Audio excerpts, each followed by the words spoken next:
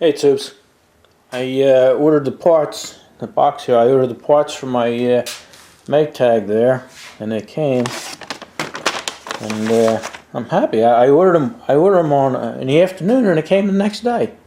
I couldn't believe it. I forgot where it came from.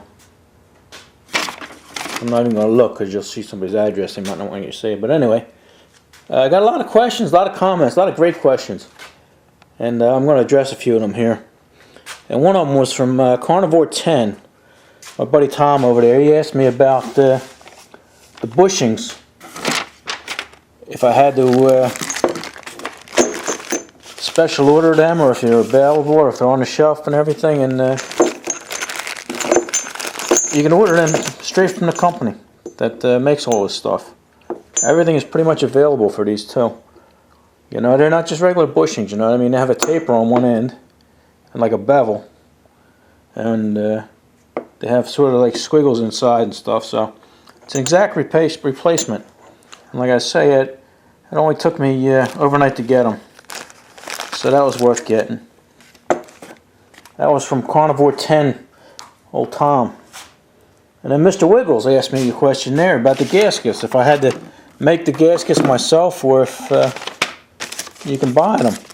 And here they are here. For $7, you get a complete set, and they're nice too. They're thick and they're very pliable. Here's the gas tank and the crankcase and carburetor and the muffler and a couple other ones there. But what did I say? Mr. Wiggles, Greg, he asked me that question. So for $7, and they come to you next day, free shipping. It's not even worth getting gasket material out and cutting them. Alright, I had a couple more questions that pertain to the engine, so let me set that up and I'll answer them. Yeah, before I set the engine up, I'll show you what else we got here. We got, here's the kill switch. You know, the little trigger that pulls the kill switch. And picked me up a couple more spark plugs there. I always need them. Here's the rest of the kill switch here. That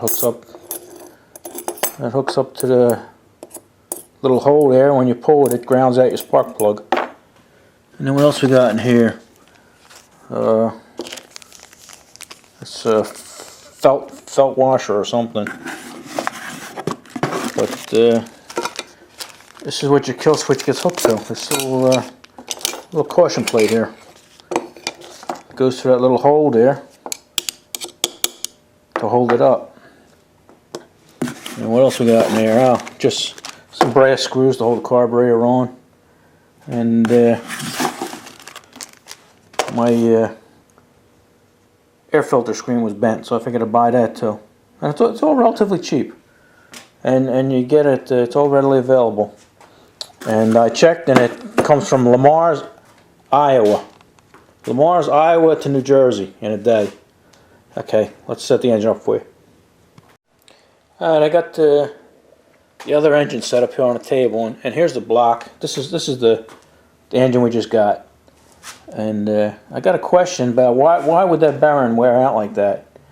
And that brings this point up right here. If you see this screw here, I don't know if it's this engine was one of the first ones made. It was made the first month of the first year. So this is actually one of the very first engines they made of this model, the 92. And I don't know if this is the way they came with the screw, but right under this screw, that's where your Kickstarter gear goes and stuff like that. Let me take your screw out for you. Under that screw is where that bearing is right there. And on the newer ones, like I say, I think somebody might have just put that screw in there, but it is kind of big and almost looks like it belongs there. You see it? But on the newer models, where you at? They have this ball bearing type nut, and it's meant. I rebuilt this one because it was all rusted and the hole was clogged up. But that sits right on top of the bearing, the same hole I showed you over there, and it's meant to stick an oiler. You know, just the ball bearing pushes in. It's on a spring.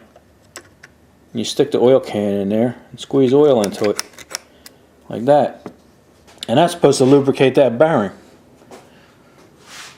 Let me take that off. Now it's all full of oil. I got it. It's loose. Let me take it off for you. So that's dual purpose. That there, put it down here where you can see it. That holds this little housing on. Oh, don't lose that. A little lock washer. Holds the housing on, but it's got a hole in it, and it lubricates that bearing. It's specifically there to do that. And I don't know. This here is a 1934, I believe. Yeah, so there's a 7-year difference between this engine and this one, and I don't know if they realized that was a problem and put that in or not. But I'm going to put one in, and that'll prevent the bearing from going bad. But on this engine, here's that the caution plate goes here, and this, as I tell you, it holds that little kill switch that comes down here. It's attached to the spark plug, and you pull that, and it grounds it out. That's what I needed on mine. Another thing, let me take this plug out, make it a little easier for myself here.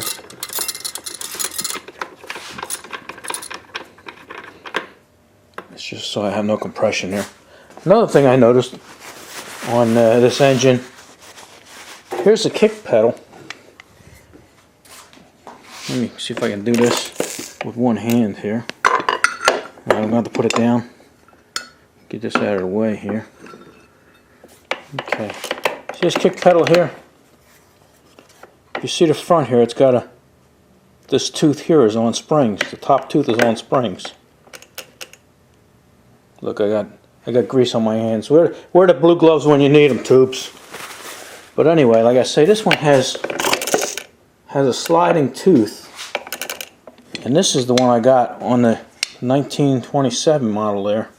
And look, there's not even a place for it. You know, it should have 2 holes right here. So that's a modification they made afterwards. So yes, I thought that was pretty cool. Yeah, the two guys, there was a couple guys that asked me about this this bearing going bad and why it would do that, and is there a way to oil it. I think one guy was Vidman008, Ronnie, and old Chevy 4x4, Dan. Good questions. I like them, good questions. What else we got here? I wrote myself some notes. Okay, also here on the end of the crank, when me and Mike took it off, we're both surprised that there was a cotter pin that held everything together, the gear, instead of that circ clipper. This is just the way it is. That's how it is on this one, and that's how it is on this. So I guess that's how they came with the 92 engines. We deal mostly with the 72s, the twins. You know, these are a new experience for me. Mike has a little more experience with them. And what else we got here? Oh yeah, we got a message from our buddy Pimpin' Pens. He wanted everybody to know that he's having trouble. He can't upload, he can't watch videos, and he's falling behind. So as soon as he gets his computer up or a new one, he's going to start watching everybody's videos again. So he wanted me to mention that to you guys. Alright, I think that's it for this. So it was just a little update, a little filler video, and I want to thank everybody for their questions and comments. And if you got any, ask me. I like them. I like all them questions.